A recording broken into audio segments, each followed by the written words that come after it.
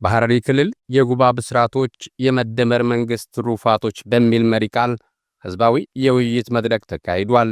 ከተለያዩ የገጠርና የከተማ ወረዳዎች የተውጣጡ የተለያዩ የህብረተሰብ ክፍሎችን ባሳተፈ መልኩ በተካሄደው መድረክም ነዋሪው መንግስት የህዝቡን የልማት ጥያቄ ምላሽ መስጠት የሚያስችሉና የሀገርን ከፍታ የሚያረጋግጡ ስራዎች እያከናወነ መሆኑን በማንሳት ለቀጣይነቱም ድጋፋቸውን እንደሚያጠናክሩ ገልጸዋል። ጆጎል ልጆችን ከበር ውስጥ ሳመጣቸው ጆጎል ጋር ሲደርሱ አፍንጫቸውን ነው የሚይዙት። ምንም አይመስለኝም ነበረ።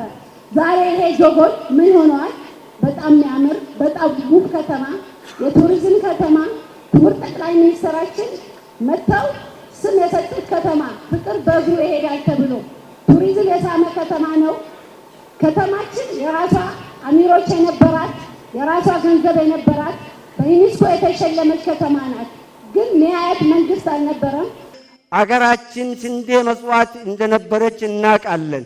ዛሬ አገራችን ስንዴ እያመረተች ወደ ውጭ እየላከች ነው። ዛሬ አገራችን ከውጭ ምን በስንት ቢሊየን መንግስት ውጭ እያወጣ ነዳጅ ከውጭ እያስገባ ነው ያለው። ዛሬ አገራችን ነዳጅ እያስወጣች ነው ያለችው። የመዳበሪያ ፋብሪካዎች እንመልከት፣ የህዳሴ ግድብን እንመልከት እና ሌሎችም ተግባራት ኑክሌር ኤነርጂን እንመልከት። ነዳጅ ምን ዛሬ እኮ አገራችን ወዳደጉት ተርታ ለማሰለፍ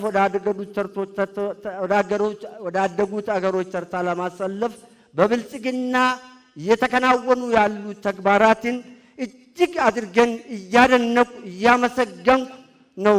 የልማት ስራዎችን ከመደገፍ ባሻገርም ኢትዮጵያ አግባብ ባልሆነ መንገድ ያጣችውን የባህር በር ለማስመለስ በጋራ መቆም አስፈላጊ መሆኑን ተነስቷል። ህዝቡ ከጎኑ ነው፣ ለልማቱ ከጎኑ እንደሆነ ሌሎችም የልማት ጉዳዮች ላይ እንዳለ ሆነው ይሄ የባህር በራችን ጉዳይ እንደቀላሉ ሊታይ የማይገባ ነው። ኢትዮጵያ ያለ አግባብ ነው ወደብ ያጣችው። በአጠቃላይ መደማመጡ እንደዚህ የውይይት መድረክ መፈጠሩ በራስ መተማመንን እኮ ነው የሚያሳየው። ሙሰኛ ሹማምንት እኮ ውይይት አይፈልጉም፣ እናውቃለን፣ አሳልፈነዋል እና በርቱ ነው የምለው። ሁላችንም አንዳችን ለአንዳችን መድኃኒት ነው በሚል መላው ኢትዮጵያ ከፍ ብላ ለልጅ ልጆቻችን እንደ አድዋ ታሪክ ተሰርቶ ይሄን መንግስት ጋር ጎኑ ቆመን ዘለቄታን ማድረስ አለብን።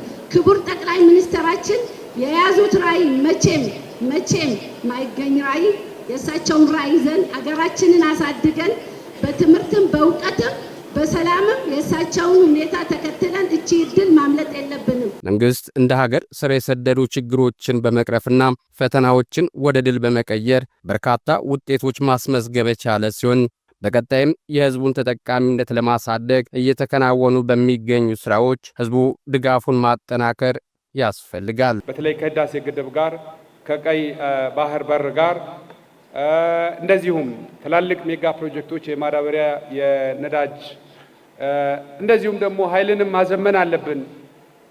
የኒውክሌር ኃይልን በማመንጨት ለኃይል ማመንጫነት መጠቀም አለብን ብለን የጀመርናቸው ስራዎች፣ በከተሞች አካባቢ የመኖሪያ ቤት እጥረትን መቅረፍ አለብን ብለን የጀመርናቸው ስራዎች በቀጣይ አጭር 2 እና 3 ዓመታት የሚከናወኑ ስራዎች ስለሆኑ ለነዚህ እኛ ከመንግስታችን ጎን እንቆማለን ብላችሁ የሰጣችሁት ትልቅ አቅም ነውና ይሄ ተጠናክሮ መቀጠል አለበት። በሐረሪ ክልልም ህዝብን በማሳተፍ እየተከናወኑ የሚገኙ ውጤታማ ስራዎችን ማስቀጠልና ማጽናት እንደሚገባ ተመላክቷል።